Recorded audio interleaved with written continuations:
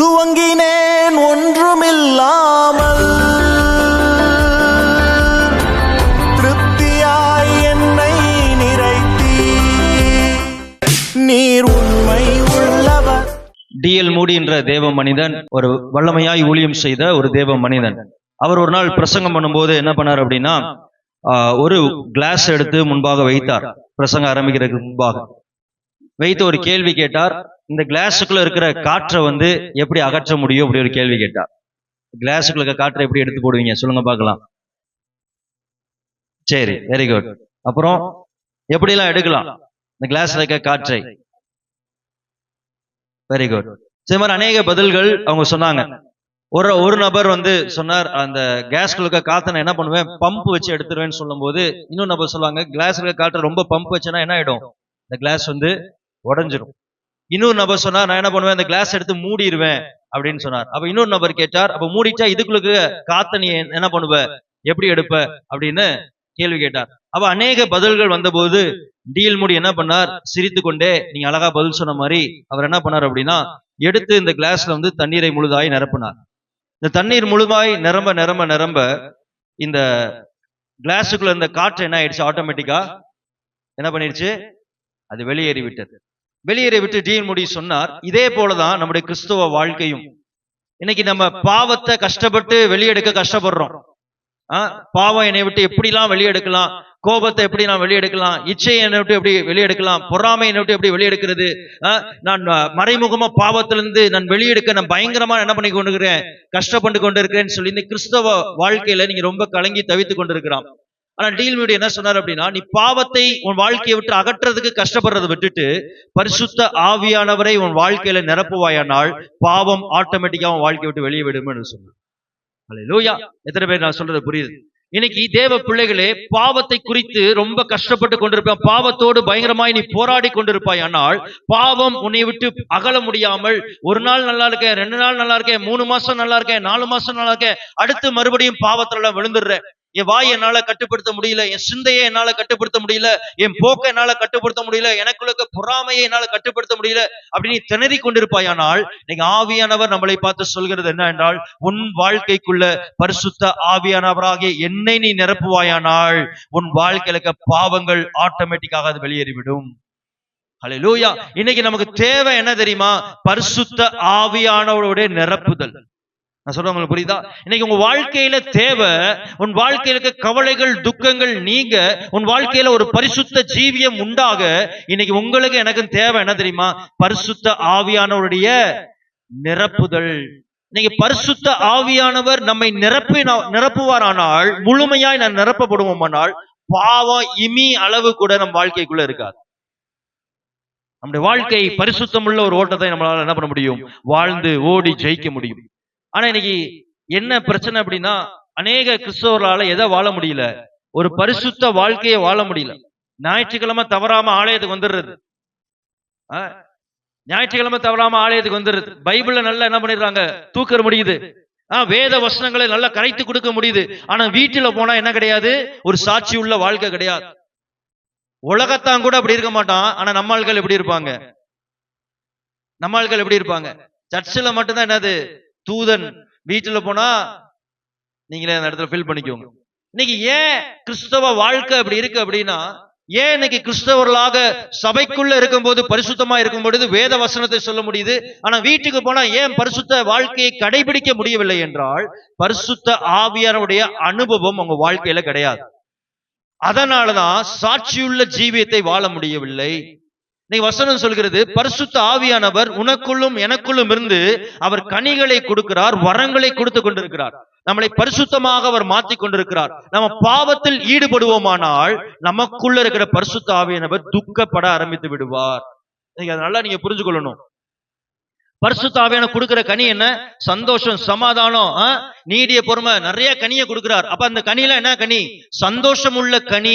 ஆனா நமக்குள்ள ஒரு பாவம் இருக்குமானால், நமக்குள்ள இருக்கிற பரிசுத்த ஆவியானவர் அவர் எப்படி இருக்க மாட்டார், நமக்குள்ள சந்தோஷமா இருக்க முடியாது. நமக்குள்ள அவர் எப்படிதான் இருப்பார், துக்கம் கொண்டு இருப்பார்.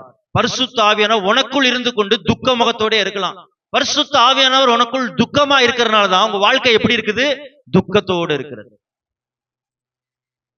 இன்னைக்கு நமக்குள் இருக்கிற பரிசுத்த ஆவியானவர் சந்தோஷமா இருப்பாரானால் நம்முடைய வாழ்க்கை எப்படி இருக்கும்? சந்தோஷமாக இருக்கும், ஜெயமுள்ளதாக இருக்கும். ஹல்லேலூயா. நீங்க பார்க்க செய்தியின் தலைப்பு, உனக்குள் இருக்கும் பரிசுத்த ஆவியானவரை துக்கப்படுத்தாதே. உனக்குள் இருக்கும் பரிசுத்த ஆவியானவரை துக்கப்படுத்தாதே. Don't grieve the Holy Spirit within you. Don't grieve the Holy Spirit within you. வாசிக்கலாம் ஆதார வசனம் எபேசியர் 4ஆம் அதிகாரம் 30வது வசனம். அன்றியும் நீங்கள் மீட்கப்படும் நாளுக்கென்று முத்திரையாக பெற்ற தேவனுடைய பரிசுத்த ஆவியை துக்கப்படுத்தாதீர்கள். எல்லாம் சேர்ந்து வாசிக்கலாமா? அன்றியும் நீங்கள் மீட்கப்படும் நாளுக்கென்று முத்திரையாக பெற்ற தேவனுடைய பரிசுத்த ஆவியை துக்கப்படுத்தாதீர்கள். வசனம் தெளிவா சொல்லுது பாருங்க. பரிசுத்த ஆவியானவர் என்ன ஆவாரா? என்ன ஆவாரு? துக்கப்படுவாரு. பரிசுத்த ஆவியானவருக்குள்ள இருக்க நம்ம எமோஷன் தான். நம்ம எப்படி சந்தோஷமா இருக்கிறோம், நம்ம எப்படி துக்கமா இருக்கிறோமோ, பரிசுத்த ஆவியாகிய தேவன் யார்? அந்த பரிசுத்த ஆவியானவர். நம்ம எத்தனை தேவனை ஆராதிக்கிறோம்? ஒரே கடவுளை ஆராதிக்கிறோம், கர்த்தர். அவர் எத்தனை நபராய் இருக்கிறார்? பிதா, குமாரன், பரிசுத்த ஆவியானவர். அப்ப இந்த பரிசுத்த ஆவியானவர் வேதம் தெளிவாய் சொல்லுகிறது, அவர் நமக்குள் என்ன பண்ணுகிறாராம்? என்ன பண்றாரு? ஃபர்ஸ்ட் இங்க இருக்கிற எல்லாருமே புரிஞ்சு கொள்ளுங்க. ரட்சிக்கப்பட்ட இயேசுவை தெய்வமாக ஏற்றுக்கொண்ட உனக்குள் யார் இருக்கிறா? இயேசு இருக்கிறது போல யார் இருக்கிறா? பரிசுத்த ஆவியானவர் உனக்குள் தங்கி இருக்கிறார் என்று வேதம் சொல்கிறது. சரிங்களா? அந்த பரிசுத்த ஆவியானவர் எப்படி நமக்குள்ள செயல்படுகிறாரா? முத்திரையாக செயல்படுகிறார். என்னையாக? முத்திரை, சீலாக செயல்படுகிறார். எதற்கு நம்ம முத்திரையிடுவோம்? இப்ப ஒரு வாட்டர் பாட்டில் இருக்கு அப்படின்னா, இந்த வாட்டர் பாட்டில் என்ன பண்ணுவோம்? வாட்டர் பாட்டில் என்ன பண்ணுவோம்? நம்ம மூடுவோம். சோ இன்னொரு சொல்ல போனா, இது என்ன பண்றோம்? முத்திரை எடுக்கிறோம். அப்ப இதுக்குள்ள ஒரு நல்ல தண்ணி வைத்திருக்கிறோம். இதை திறந்து வச்சா என்ன ஆகும்? தூசி போயிடும், அழுக்கு விழுந்துரும். இதை நம்ம என்ன பண்ண முடியாது? உடம்புக்கு குடிக்க முடியாது. குடிக்க முடியாதபடி இது என்ன ஆயிடும்? விரயமாய் போயிடும். அதனால உலகத்துல இருக்கிற தூசி இதுக்குள்ள வந்து இது அழுக்கை கெடுத்து விடாதபடிக்கு என்ன பண்றோம்? ஒரு மூடி எடுத்து என்ன பண்றோம்? முத்திரை எடுக்கிறோம். வசனம் சொல்கிறது, பரிசுத்த ஆவியானவர் வாழ்க்கையில் எப்படி செயல்படுகிறாரா?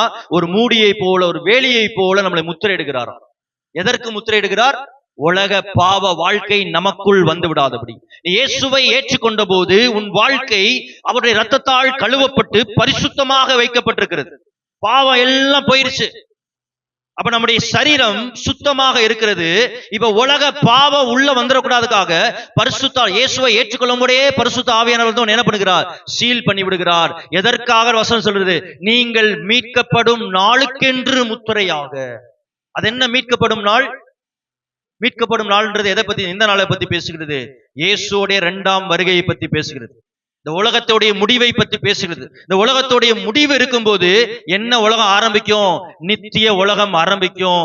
அந்த நித்திய உலகம் ஆரம்பிக்கிற வரைக்கும் நாம் வழி மாறி விடக்கூடாது, நாம் பாவத்தில் விழுந்துடக்கூடாது, நாம் பாதாளத்துக்கு போய்விடக்கூடாதுக்காக பரிசுத்த ஆவியானவர் என்னவா செயல்படுகிறார்? ஒரு சீலாக செயல்படுகிறார், ஒரு முத்திரையாக செயல்படுகிறார். நான் சொல்ல உங்களுக்கு புரியுதா? எத்தனை பேர் புரிகிறது? அப்ப சீலாக செயல்பட்டு நம்மளை எதுக்கு நேராய் கொண்டு போகிறார்? பரலோகத்துக்கு நேராய், நித்திய ஜீவனுக்கு நேராய் நம்மளை கொண்டு போகணும். சொல்ற வேலி மாதிரி நம்மளை வந்து ஒரு வேலி மாதிரி பரலோகத்துக்கு நேராய் நமக்கு ஒரு வேலி அடைக்கப்படுகிறது. நம்ம இங்கிட்டு விழுந்துடக்கூடாது, அங்கிட்டு விழுந்துடக்கூடாதுன்னு இந்த பரிசுத்த ஆவியானவர் நம்மளை என்ன பண்ணுகிறார்? பரிசுத்தமாக சீல் பண்ணுகிறார். அப்ப பரிசுத்த ஆவியானவர் நமக்குள் இருக்கிறதுனால அவர் நம்மளை பரிசுத்தமாய் பாதுகாத்துக் கொண்டிருக்கிறார். ஆனா நமக்குள் பாவம் உள்ள இருக்குன்னா இந்த பரிசுத்த ஆவியானவர் உள்ள இருக்க பரிசுத்த ஆவியானவர் எதை விரும்ப மாட்டார்? ஏன்னா பேர்ல என்ன இருக்க? என்ன ஆவியானவர்? பரிசுத்த ஆவியானவர் பரிசுத்தத்தை விரும்புவார். ரட்சிக்கப்பட்ட உங்களுக்குள்ளும் எனக்குள்ளும் பாவம் இருக்குன்னா அந்த பரிசுத்த ஆவியானவர் என்ன பண்ணுவார்? துக்கம் கொண்டு இருப்பார். தேவ பிள்ளைகளே, இன்னைக்கு ஒரு பரிசுத்த ஹோலி ஸ்பிரிட் சண்டே. ஒவ்வொரு 3 மாதத்துக்கு ஒரு தடவை ஒரு ஞாயிற்றுக்கிழமை நம்ம ஸ்பெசிபிக்காக நம்ம என்ன பண்ணுகிறோம்? நினைவு கூறுகிறோம். ஏன்? நீ பரிசுத்த ஆவியானுடைய பலனை பெற்றுக்கொண்டு உங்க வாழ்க்கை ஒரு தரம் உள்ள கிறிஸ்தவ வாழ்க்கையா இருக்கணும். இன்னைக்கு நான் விசிட்டிங் போகும்போது அநேக குடும்பங்களை பார்க்கும்போது இருக்கிறதுலே பெரிய அநியாயம் யார் பண்றா தெரியுமா? கிறிஸ்தவன் தான் பண்ணிக்கிட்டு இருக்கான். உட்கார்ந்து ரட்சிக்கப்பட்டவன் பண்ணிக்கிட்டு இருக்கிறான். மனசுக்கு கஷ்டமா இருக்கு கேட்கும் போது. சபைக்கு போற விசுவாசி தான் எல்லா வேலையும் பண்றாங்க. பக்கத்து வீட்டுக்காரன் கூட குடும்பத்துக்குள்ள சண்டையை கொண்டு வர, பக்கத்து வீட்டுக்காரன் கூட சண்டை போடுறது, இதெல்லாம் யார் பண்ணிக்கிட்டு இருக்கிறா? சபைக்கு வர விசுவாசி, வேதத்தை தூக்குற விசுவாசி. தேவ பிள்ளைகளே, ஏன் அவங்களுடைய வாழ்க்கை துக்கமா இருக்குன்னா, ஏன்னா அவங்களுக்குள்ள இருக்க பரிசுத்த ஆவியானவர் எப்படிப்பட்ட ஆவியானவரா இருக்கிறார்? துக்கம் கொண்டிருக்காங்க. வாழ்க்கை முறையை பார்த்து அவர் எப்படி இருக்கிறார்? துக்கம் கொண்டிருக்கிறார், துக்கமாய் இருக்கிறார். தேவ பிள்ளைகளை இன்னைக்கு ஆராய்ந்து பாருங்க. இன்னைக்கு உங்களுக்குள்ள இருக்க பரிசுத்த ஆவியானவர் சந்தோஷமா இருக்கிறாரா, துக்கமா இருக்கிறாரா?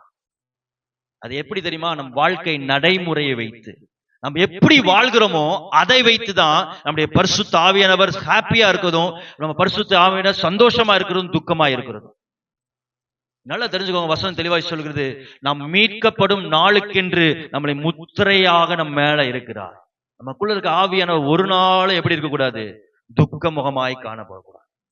அப்படி நெஞ்சில கையை வைத்து கேளுங்க பார்க்கலாம், ஆண்டவரே எனக்குள்ள இருக்கிற நீங்க துக்கமாய் இருக்க கூடாதப்பா. இன்ன வரைக்கும் என் வாழ்க்கை முறை அப்படி இருந்திருக்கலாம், இன்னைக்கு ஒரு தீர்மானத்தை எடுக்கிறேன் சொல்லி ஜெபிங்க பார்க்கலாம். இது வரைக்கும் எனக்கு இது தெரியாம இருந்திருக்கு, இன்னைக்கு நீங்க சத்தியத்தோடு என் கூட பேசுகிறீங்க. இனி என் வாழ்க்கை முறை உண்மை துக்கப்படுத்த கூடாது ஆண்டவரே, துக்கப்படுத்தாது, எனக்கு கிருபை கொடுங்கப்பா. ஹல்லேலூயா. கர்த்தர் நல்லவரா? அப்ப இன்னைக்கு நாம் கற்றுக்கொள்கிற சத்தியம் என்னவென்றால், நமக்குள் இருக்கிற பரிசுத்த ஆவியானவர் நம்மை பரலோக வாழ்க்கைக்கென்று நம்மளை என்ன பண்ணுகிறார்? வேலி அடைத்து வைத்திருக்கிறார். அவரை நாம் என்ன பண்ணக்கூடாது? துக்கப்படுத்தக்கூடாது. அல்லேலூயா. அடுத்த கேள்வி, எப்படி அவரை நம்ம துக்கப்படுத்தாம இருக்கிறது? பின் வருகிற 4 வாழ்க்கை முறை நீங்க கடைபிடிப்பீங்கன்னா, ஒரு 4 லைஃப் ஸ்டைலை பத்தி நான் பேச போகிறேன். என்ன ஸ்டைல்? Life style. இது உங்க வாழ்க்கையில சுவாபமாக, வாழ்க்கை முறையாக மாறும் என்றால், உங்களுக்குள்ள இருக்க பரிசுத்த ஆவியானவர் நீங்க என்ன பண்ண மாட்டீங்க? துக்கப்படுத்த மாட்டீங்க. அதுக்கு மாறாக நாம் பரிசுத்த வாழ்க்கைக்கு என்று நாம் என்ன பண்ணுவோம்? புதிதாக்கப்படுவோம். ஓகே, முதலாவது வாழ்க்கை முறை என்னன்னா, அழைக்கப்பட்ட அழைப்புக்கு பாத்திரவானாய் நடத்தல். என்னது?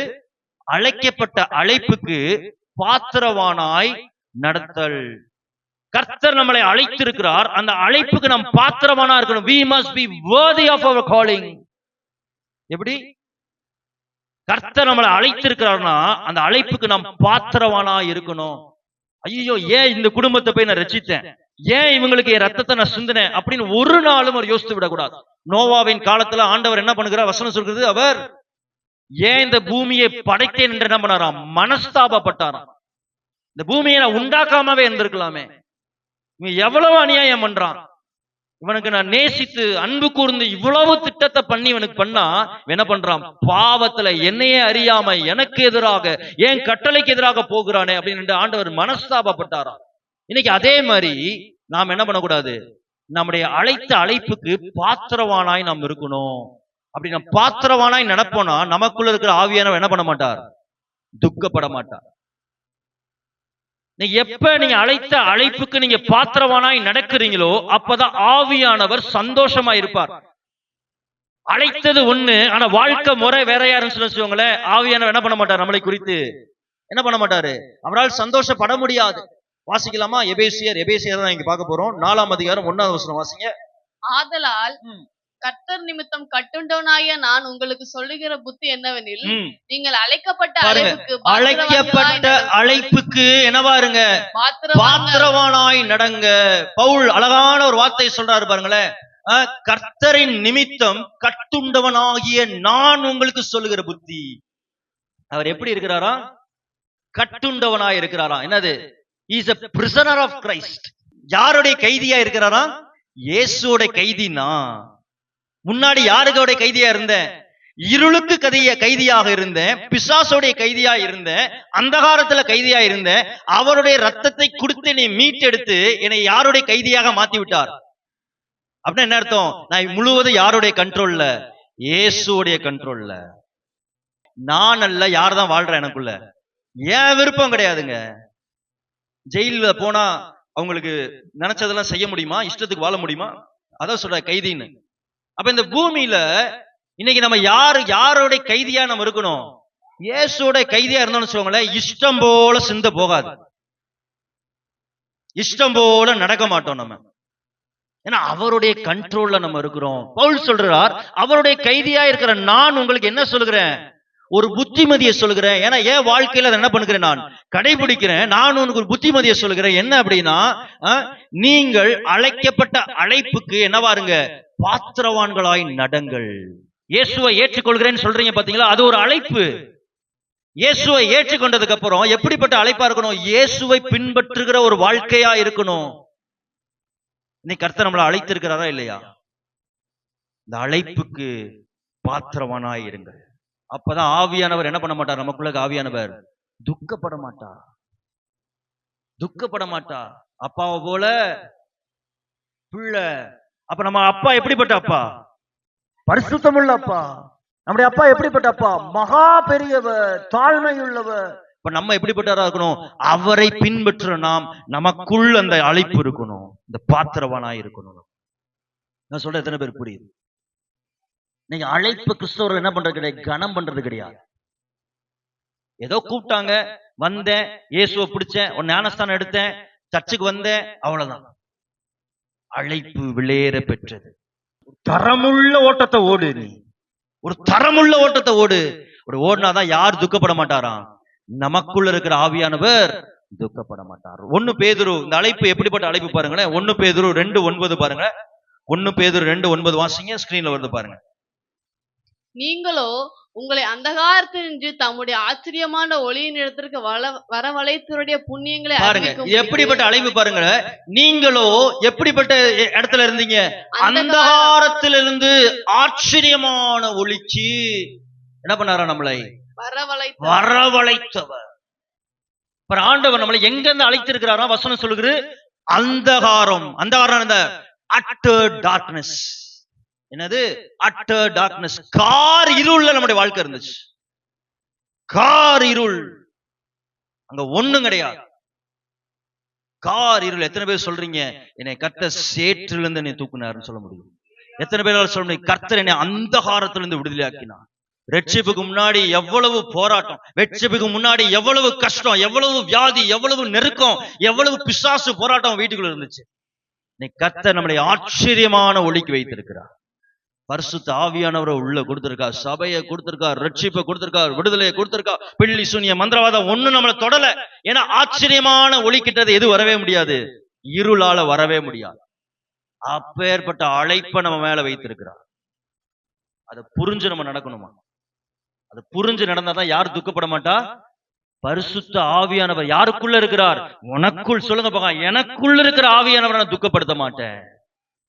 ஏன்னா இருள்ல இருந்து வெளியே எடுத்திருக்கிறார் என்னைய.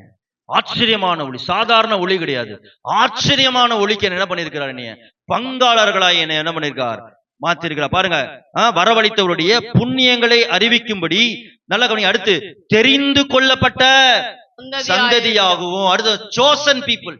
இவ்வளவு பேர் இருக்கிற போது நம்ம என்ன பண்ணிருக்கார், தெரிந்தெடுத்திருக்கார். நீ இருளுக்குரியவன் கிடையாது, நீ எனக்குரியவன். அடுத்து, ராஜரிகமான ஆசாரிய கூட்டமாயும் பரிசுத்த. பாருங்க, என்ன ஜாதி நம்ம, என்ன ஜாதி, சத்தமா சொல்லுங்க பார்க்கலாம். ஜாதினோன்னா எந்த வேற ஜாதியெல்லாம் வந்துடக்கூடாது, ஒரே ஜாதி, பரிசுத்த ஜாதி. அதான் நான் எப்பவுமே சொல்றது, 2 ஜாதி தான் இருக்கு. ஒண்ணு என்ன ஜாதி, ரட்சிக்கப்பட்ட ஜாதி. சொல்லுங்க, ரட்சிக்கப்பட்ட ஜாதி, ரட்சிக்கப்படாத ஜாதி. அவ்வளவுதான், டாட், பினிஷ்ட், முடிஞ்சு போச்சு. பரிசுத்த ஜாதி இல்லைன்னா அசுத்த ஜாதி, முடிஞ்சு போச்சு. ஆனா நம்ம என்ன ஜாதி, நம்ம பரிசுத்த ஜாதியாகவும் அவருடைய சொந்த ஜனமா இருக்கிறோமே. அப்பேற்பட்ட அழைப்பு, அழைப்புக்கு பாத்திரவானாய் நடங்க. இன்னைக்கு சர்ச்சுக்குள்ள எப்படி இருக்கிறோம்னு முக்கியம் கிடையாது, சர்ச்சுக்கு வெளியே, வீட்டுல, வேலை செய்யற இடத்துல, குடும்பத்துக்குள்ள, அதை வைத்துதான் பரிசுத்த ஆவியானவருக்குள்ள சந்தோஷமா இருப்பார். கிருபையை விரயம் பண்ணிடாதீங்க. நீங்க இந்த அழைப்புக்கு பாத்திரவானாய் நடக்கல அப்படின்னு வச்சுக்கோங்களேன், யார் துக்கப்படுவார்? நீங்க நல்லா அதை புரிஞ்சு கொள்ளுங்க. நீங்க சபையை விட்டு வெளியே போறீங்க, கால் எடுத்து வைக்கிறீங்க, இந்த அழைப்புக்கு பாத்திரமாய் நம்முடைய வாழ்க்கை இல்ல. போதிக்கிற எனக்கும் தான் அது, எனக்கும் இல்ல, உங்களுக்கு இல்லைன்னு வச்சுக்கோங்களேன். எனக்குள்ள இருக்கிற ஆவியானவர், நமக்குள்ள இருக்க ஆவியா என்ன பண்ணுவார், துக்க முகமாய் காணப்படுவார். தேவ பிள்ளைகளை இன்னைக்கு ஒரு தீர்மானம் எடுப்போம். நம்மை பரிசுத்தப்படுத்துறதுக்காக நமக்குள்ள இருந்து கிரியை செய்யற ஆவியா நம்ம எப்பவுமே எப்படி வச்சுக்குவோம், பரிசுத்தமாய் வச்சுக்கோம். அவர் ஒத்துழைப்போம். எத்தனை பேர் சொல்லுகிறீங்க, நான் ஒத்துழைக்க விரும்புகிறேன்? எத்தனை பேர் சொல்லுங்க, கரங்களை உயர்த்தி சொல்லுங்க பார்க்கலாம். நான் ஒத்துழைக்க விரும்புகிறேன் ஆண்டவரே, உண்மை நான் பரிசுத்த, உண்மை நான் சந்தோஷமாய் நான் வச்சுக்கணுமாப்பா. என் மேல ஒரு அழைப்பு இருக்கு. ஹல்லேலூயா. ஒரு நாள் என்ன நினைச்சு அப்படின்னா, ஒரு அப்பாவும் பையனும் ஒரு இன்னொரு ஊருக்கு போனாங்க. அப்ப ஊருக்கு போய் இறங்கி நிக்கிறாங்க. அப்ப பையன் கேட்கிறான் அப்பாவை பார்த்து, அப்பா மாமாவை எப்படி உங்களுக்கு தெரியும், இதுக்கு முன்னாடி பார்த்திருக்கீங்களான்னா? அப்ப அப்பா சொன்னாரு, நான் மாமாவை பார்த்தது கிடையாதுப்பா. அப்புறம் எப்படி கண்டுபிடிப்பீங்க? கொஞ்சம் பொறு, மாமா வரேன்னு சொல்லிடுவாங்க. ஏன்னா அந்த காலத்துல போன் கிடையாது. அப்ப பயங்கர கூட்ட நெரிசல். அப்ப உங்க அப்பா ரெண்டு பாத்துக்கிட்டே இருக்காரு, மாமா எங்க இருப்பாரு அப்படின்னு பாத்துக்கிட்டே இருக்கிறாரு. பையன் அப்படியே பாத்துக்கிட்டே இருக்கான். ஆனா இவங்களுக்கு யாரையுமே தெரியாது, எப்படி இருப்பான்னு கூட தெரியாது. ஆனா டக்குன்னு உங்க அப்பா சொன்னாரு, ஏய் அங்க பாரு மாமா அங்க போறாரு, அவர்தான் மாமா, வா அப்படின்னு போனாராம். அப்ப பையன் கேட்டான், அப்பா நில்லுங்க, நீங்க போட்டோ கிடையாது, இது வரைக்கும் நீங்க போனு பண்ணல, எப்படி சொல்றீங்க அவர்தான் மாமா அப்படின்னு? உங்க அப்பா சொன்னாராம், டேய் என்னுடைய அப்பாவுடைய நடை எப்படிதான் இருக்கும், அந்த மாதிரிதான் இருக்கும், அதே மாதிரிதான் அந்த மாமாவும் நடக்கிறாரு, வா அவர்தான் சொல்லி கூப்பிட்டு திரும்பி பார்த்தா யார் தான் அது? அவருடைய உண்மையாவுடைய மாமா. தேவ பிள்ளைகளே, அதே போலதான் நாம் கிறிஸ்துவை பின்பற்றுவோமானால் நம்முடைய நடையும் யார மாதிரி இருக்கும்? கிறிஸ்துவோடைய நடைய போலதான் இருக்கும். இந்த உலகம் நம்மகிட்ட யாருடைய நடைய பார்க்கும்? இயேசுவோடைய நடைய பார்க்கும். இந்த உலகம் நமக்குள்ள யார பார்க்கும்? பரிசுத்த ஆவியானவரை நாம் வரவேற்போமானால், பரிசுத்த ஆவியானவருக்கு இடம் கொடுப்போமானால், நாம் வாழ்க்கை முறை பரிசுத்த ஆவியானவர் போல பரிசுத்தமாக தான் இருக்கும். இந்த அழைப்பை தான் உலகமும் பார்க்கும். இவங்க சாதாரண நபர் கிடையாது, எல்லாரும் அடையும் கிடையாது, இயேசுவை பின்பற்ற கூட்டம். எப்படி? இயேசுவை பின்பற்ற கூட்டம். இன்னைக்கு நம்முடைய அழைப்பு எப்படிப்பட்ட அழைப்பா இருக்கணும்? யாரை பின்பற்ற மாதிரி இருக்கணும்? பரிசுத்த ஆவியானவரை பிரதிபலிக்கிறதா இருக்கணும். ஒரு நாளும் கர்த்தர் நம்மளை பார்த்து ஏன் இந்த குடும்பத்தை ரட்சித்தேன், ஏன் இவர்களை நான் மீட்டெடுத்தேன்னு சொல்லி ஒரு நாளும் வருந்தி விடவே கூடாது. இவ்வளவு வாய்ப்பு கொடுக்கிறேனே, இவங்களை போய் நான் ரட்சித்துட்டேனே, அவர் மறந்து நம்மளை பார்த்து என்ன பண்ணக்கூடாது? வருந்த கூடாது. அதுக்கு மாறாய் வசனம் சொல்லுது பாருங்க, இந்த ஜனத்தை நான் தெரிந்தெடுத்தேன், இவர்கள் என்ன பண்ணுவாங்க? என் துதியை சொல்லி வருவார்கள். நம் துதிய சொல்லி வர கூட்டமா இருக்கணுமே தவிர்த்து, இன்னொரு வசனம் சொல்லுகிறது, புறஜாதிகளுக்குள்ள என் ஜனத்தின் நிமித்தம் ஏன் நாமோ தூஷிக்கப்படுற கூட்டமாய் நம்ம இருக்கக்கூடாது. சொல்ல பேர் புரியுது? ஹல்லேலூயா. ஆவியானவர் முதலாவது எப்ப துக்கப்பட மாட்டார்? எப்ப துக்கப்பட மாட்டார்? அழைத்த அழைப்புக்கு பாத்திரவானாய் நாம் நடக்கும் போது அவர் துக்கப்பட மாட்டார். இரண்டாவது, ஆவியானவர் எப்ப துக்கப்பட மாட்டார் அப்படின்னா, ஒருவருக்கொருவர் ஒற்றுமையில் ஜாக்கிரதையாய் இருக்கும்போது. ஒருவருக்கொருவர் ஒற்றுமையில் ஜாக்கிரதாய் இருத்தல், மிகுந்த மனத்தாழ்மையும் சாந்தமும் நீடிய பொறுமையும் உடையவர்களாய் அன்பினால் ஒருவர் தாங்கி சமாதான கட்டினால் ஆவியின் ஒருமையை காத்துக் கொள்கிறதற்கு ஜாக்கிரதையாயிருங்கள். ஆவியின் ஒருமையை காத்துக் கொள்றதுக்கு என்ன பண்ணுங்க? ஜாக்கிரதையாக. முன்னாடி பவுல் என்ன சொல்றார்? அழைத்த அழைப்புக்கு எப்படி இருங்க? பாத்திரவானா இருங்க. இப்ப இந்த அழைப்பை எப்படி வாழணும்னு சொல்லி காட்டுறாரு பாருங்க அடுத்த வசனத்திலேயே. அழைப்புக்கு நீ பாத்திரவனாயிரு. அந்த அழைப்புக்கு நீ எப்படி பாத்திரவனா இருக்கணும்னா, இரண்டாவது வசனம் அழகா சொல்லி பாருங்க, மிகுந்த தாழ்மையும் சாந்தமும் நீடிய பொறுமையும் உடையவர்களாய் அன்பிலே ஒருவரை ஒருவர் தாங்குங்கள். தாங்கி சமாதான கட்டினாலே ஆவியின் ஒருமையை காத்துக் கொள்கிறதுக்கு ஜாக்கிரதையாயிருங்கள். இந்த கடைசி வார்த்தையை எல்லாம் அண்டர்லைன் பண்ணி வச்சுக்கோங்க. எப்படி? ஆவியின் ஒருமையை காத்துக் கொள்வதற்கு ஜாக்கிரதையா இருங்க. வேத வசனங்கள் ஒவ்வொரு பதங்களும் தெளிவாய் பயன்படுத்தப்பட்டிருக்குது. கேர்ஃபுல்லா இருங்க. எதை கேர்ஃபுல்லா இருங்க? ஆவியின் ஒருமையை கெடுத்து விடக்கூடாதான். நம்ம என்ன பண்ணக்கூடாது? ஆவியின் ஒருமையை கெடுத்து விட்டால் ஆவியானவர் என்ன பண்ணுவார்? நமக்குள்ள இருக்க ஆவியானவர் துக்கமாய் இருப்பார். அடுத்த வசனத்தை பார்த்தா, நாம் ஒரே ஆவியானவர் தான் ஆராதிக்கிறோம். நமக்கு இருக்கிறது ஒரே தேவன், ஆமாவா இல்லையா? ஒரே நம்பிக்கை தான் நமக்கு இருக்கு, ஒரே ரத்தம் தான் நம்ம சிந்தப்பட்டிருக்கு. அடுத்து திருத்துவத்தை வச்சு சொல்லுவார், பிதா குமாரன் பரிசுத்த ஆவியானவர் ஒற்றுமையா இருக்கிறது போல அவரை பின்பற்றுகிற நாமும் என்ன பண்ணணும்? நம்ம அவரைதான் வழிபடுகிறோம். அப்ப அவரை பின்பற்ற நமக்குள்ளேயும் என்ன இருக்கணும்? ஆவியில் ஒரு ஒற்றுமை இருக்கணும். வீட்டுக்குள்ள எல்லாம் கத்திகளா இருப்பாங்க. ஆனா வசனம் சொல்லுது பாருங்க, யாரதான் ஆராதிக்கிறோம்? ஒரே தேவன் தான். நான் ஆராதிக்கிற தேவன் தான் வீட்டுல இருக்க மனைவி ஆராதிக்கிறாங்க, என் மனைவி ஆராதிக்கிற தேவன் தான் என் வீட்டுல இருக்க பிள்ளைகளும் ஆராதிக்கிறாங்க. வசனம் சொல்லுது, ஆவியின் ஒருமையை நம்ம என்ன பண்ணணும்? அடுத்து காத்து கொள்ளணும். நீ ஆவியின் ஒருமையை காத்து கொள்ளாவிட்டால் ஆவியானவர் என்ன பண்ணுவாரா? துக்கப்படுவார். எப்படி காத்துக்கொள்ற? இரண்டாவது வசனம் சொல்றாரு பாருங்க, மிகுந்த தாழ்மை உனக்கு உண்டாகட்டும். ஆங்கிலத்தில் அழகா இருக்கு, கம்ப்ளீட் ஹம்பிள்னஸ். என்னது? ஒரு முழுமையான ஒரு தாழ்மை இருக்கட்டும். அரைகுறை தாழ்மை கிடையாது, ஒரு முழுமையான தாழ்மை இருக்கட்டும். நானும் தாழ்த்த மாட்டேன், மருமகம் வந்து தாழ்த்தட்டும், கணவன் வந்து தாழ்த்தட்டும், மனைவி தாழ்த்தட்டும். ஏன் நான் போய் பேசணும்? ஒருமை வராது, ஒருமை கெடுத்துரும். சொல்ல உங்களுக்கு புரியுதா? உங்க வீட்டுக்குள்ள ஒரு ஆவியின் ஐக்கியம் உண்டாகணும்னா எல்லாருக்குள்ளேயும் மிகுந்த மனத்தாழ்மை எல்லாருக்குள்ளேயும் காணப்படணும். அப்படி இல்லைன்னா எதை கெடுத்துருவீங்க? ஆவியின் ஒருமையை கெடுத்து போட்டுருவீங்க. போற சபை ஒன்னா இருக்கலாம், எழுத்து வாசிக்கிற பைபிள் ஒன்னா இருக்கலாம், பின்பற்றுகிற தேவன் ஒன்னா இருக்கலாம், ஆனா என்ன இருக்காது? ஐக்கியம் இருக்காது. Your family won't be a happy family. உங்க வீடு ஒரு சந்தோஷம் நிறைந்த வீடாக இருக்காது.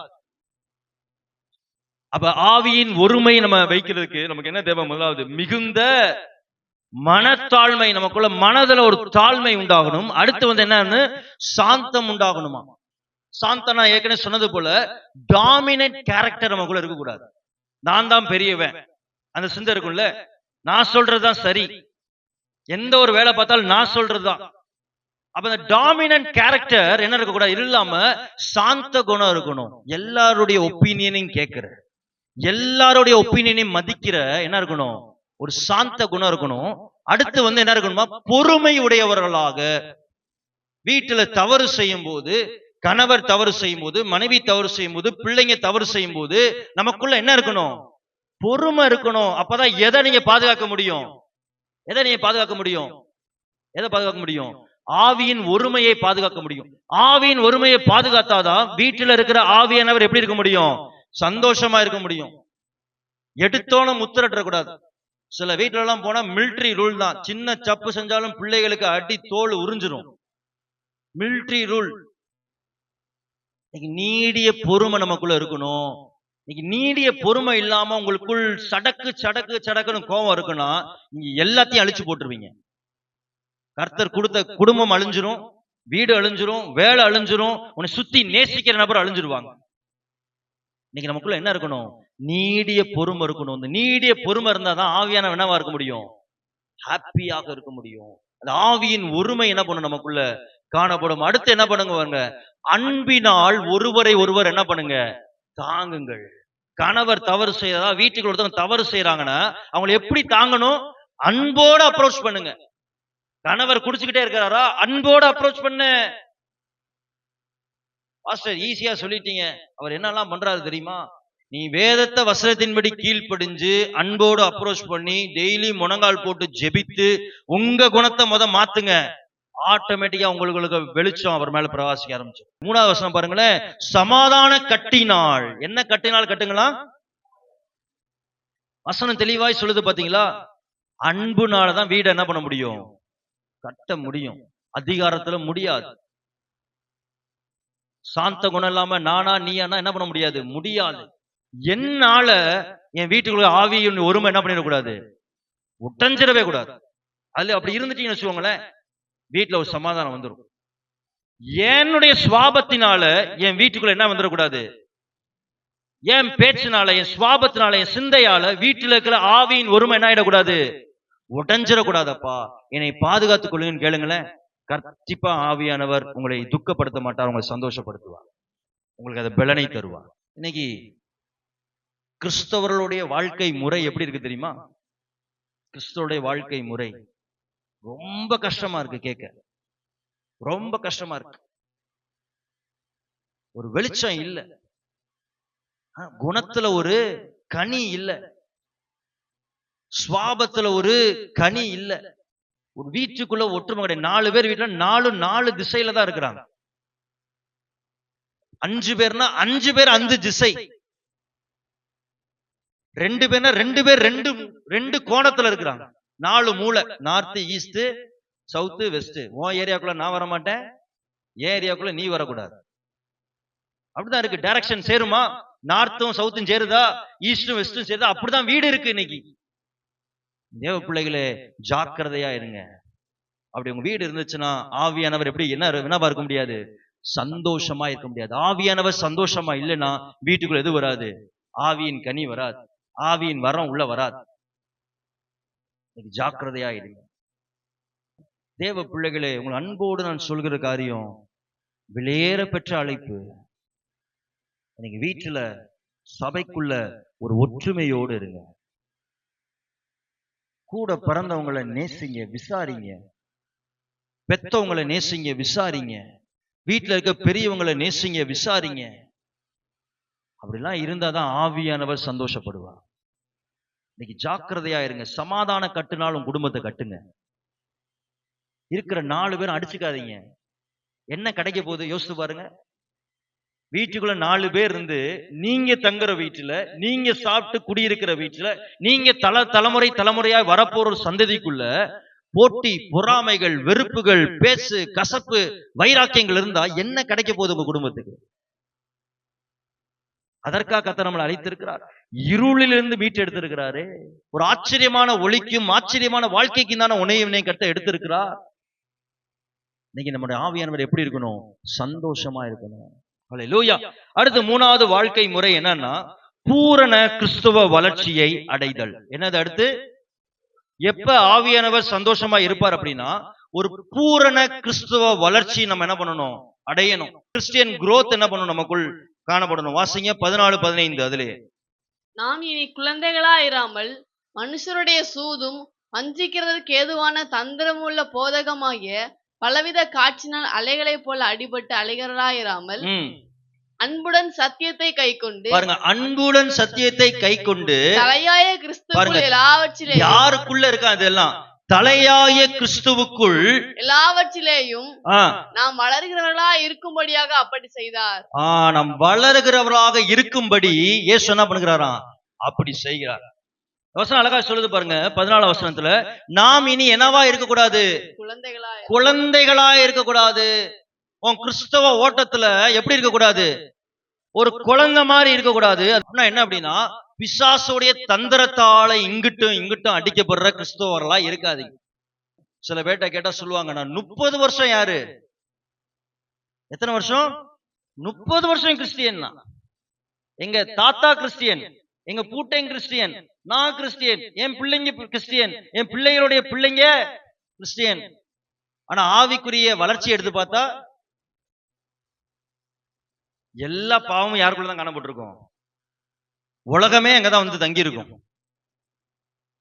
இன்னைக்கு பவுல் இங்க அழகா சொல்றாரு பாருங்களேன், நீ எப்படிப்பட்டவரா இருக்கார? குழந்தைகளாய் இராமல் ஒரு ஸ்பிரிச்சுவல் மெச்சூரிட்டி உண்டாகட்டும். பக்கத்தவங்களை பார்த்து சொல்லுங்க, ஆவிக்குரிய குழந்தைகளா இருக்காதீங்க. பக்கத்தவங்களை பார்த்து சொல்லுங்க, ஆவிக்குரிய குழந்தைகளா இருக்காதீங்க, ஆவியில முதிர்ந்தவர்களாய் இருங்கள். அதான் இங்க பவுல் சொல்லுகிறார். ரட்சிக்கப்பட்டதுக்கு அப்புறம் இன்னும் பைபிள் என்ன சொல்லலன்னு தெரியாது. பைபிள் ஒண்ணு எத்தனை புஸ்தகம் இருக்குன்னு கூட தெரியாது. துதிக்க தெரியாது, ஜெபிக்க தெரியாது, வசனங்களை கடைபிடிக்க தெரியாது. பரிசுத்த ஆவியானவர் அப்படி ஒருத்தர் இருக்கிறாரா? பிதாவா அப்படி ஒருத்தர் இருக்கிறாரா? எனக்கு இயேசு மட்டும் தானே தெரியும். எது சரி, எது தப்பு, எது பரிசுத்தம், எது அசுத்தம்ன்றதை போதிக்கிறவர் தான் யாரு? பரிசுத்த ஆவியானவர். அப்ப அதை போதிக்கிற அவர் நம்மளை என்னவா இருக்க விட மாட்டார்? குழந்தையா இருக்க விட மாட்டார். நீ குழந்தைகளா இருப்பீங்கன்னா ஆவியானவர் எப்படி இருப்பார்? உனக்குள்ள ஆவியானவர் துக்கத்தோடு தான் இருப்பார். ஆவியானவர் எதிர்பார்க்கறது என்னன்னா, ஒரு கிறிஸ்தவ வளர்ச்சி, ஒரு முதிர்ந்த கிறிஸ்தவ ஓட்டம் இருக்கணும். வயசு கம்மியா இருக்கட்டும், ஆனா உனக்குள்ள என்ன இருக்கணும்? ஆவிக்குரிய முதிர்ச்சி இருக்கணும். நீங்க வயது பெருசா இருக்கிறதுனால அவங்களுக்கு ஆவிக்குரிய முதிர்ச்சி இருக்குன்னு கிடையாது. அப்படி வஞ்சிக்கப்பட்டுறாதீங்க. அதான் வசனம் சொல்லுது பாருங்களேன், வஞ்சிக்கிறதுக்கு ஏதுவான தந்திரமுள்ள போதகத்தால இங்கிட்டு அடிக்கப்படாத. பிசாசு அநேக வஞ்சகத்தை வாழ்க்கையில தூக்கி போடுவான். நீ குழந்தையா இருப்பேனா? ஏன் பவுல் அதை ஒப்பிடுறார்? குழந்தைய ஈஸியா என்ன பண்ணிடலாம்? ஏமாத்திரலாம். குழந்தைய ஈஸியா ஏமாத்திரலாம். கர்த்தருடைய சமூகத்துல இருந்து ஈஸியா பிரிச்சு கொண்டு போயிடலாம். இன்னைக்கு பிசாசு ஈஸியா உன்னை வஞ்சிக்க முடியும். குழந்தையா இருப்பீங்கன்னா ஈஸியா உன்னைய கர்த்தருடைய அழைப்புல இருந்து பின்னாடி கொண்டு வந்துடலாம். ஈஸியா கொண்டு வந்துருவான். ஒரு பிரச்சனை கொடுத்து கொண்டு வந்துருவான். வீட்டுல சண்டையை கொடுத்து பிரிச்சிருவான். இல்ல சபைக்குள்ள ஒரு பிரச்சனை கொடுத்து உங்களை வெளியே கொண்டு வந்துருவான். இல்ல வேலையில ஒரு பிரச்சனை கொடுத்து எதை பிரிச்சிருவான். பிரச்சனை எங்கிட்ட இருக்கும், ஆனா நீ யாருக்கு நேரா யாரை விட்டு விலகிடுவீங்க? ஏன்? ஆவிக்குரிய மெச்சூரிட்டி இல்ல அப்படின்னு வச்சுக்கோங்களேன், ஈஸியா உங்களை என்ன பண்ணிடுவான்? விலக்கிடுவான். நீங்க நம்ம குழந்தைகளா இருப்போம்னு வச்சுக்கோங்களேன், ஆவியானவர் என்ன பண்ணுவா? துக்கப்படுவா. நீ ஆவிக்குரிய கிறிஸ்தவர்களாய் நீ இருக்கணும், முதிர்ச்சி உள்ள கிறிஸ்தவர்களாய் இருக்கணும். உங்க சுவாபத்தை பார்க்கும்போது இவங்க முதிர்ந்தவர்கள். இன்னைக்குதான் ரட்சிக்கப்பட்டாலும் வளர்ச்சியில தரமா இருக்கணும். அதான் ஆண்டவர்கிட்ட ஜெபிக்கிறது, சபை எண்ணிக்கையிலையும் வளரணும், தரத்திலே வளரணும். சும்மா ஆத்துமா காத்தாங்க ஆத்துமா காத்தாங்க ஆத்துமா காத்தாங்கன்னு சொல்லி இந்த ஆத்துமா ஒன்னும் வெளிச்சத்தை கொடுக்காத ஆத்துமா வைத்து ஆண்டவர்கிட்ட முதர்ந்தே ஜெபிக்கிறது குவாலிட்டி குவான்டிட்டி. தரத்திலையும் சபை வளரணும், குணத்திலையும் சபை வளரணும், வளர்ச்சியிலும் இருக்கணும், எண்ணிக்கையிலும் அதிகமா இருக்கணும், எண்ணிக்கையில இருக்கிறவங்க தரத்துல இருக்கணும். தரமுள்ள கிறிஸ்தவ ஓட்டத்தை ஓடணும். நம்ம வேதத்தை அறிந்த முதிர்ந்த கிறிஸ்தவர்களாய் நாம் இருக்கணும். எத்தனை பேர் கேட்குறீங்க? அப்படி இருப்பீங்கன்னா ஆவியானவர் துக்கப்பட மாட்டார், சந்தோஷப்படுவார்.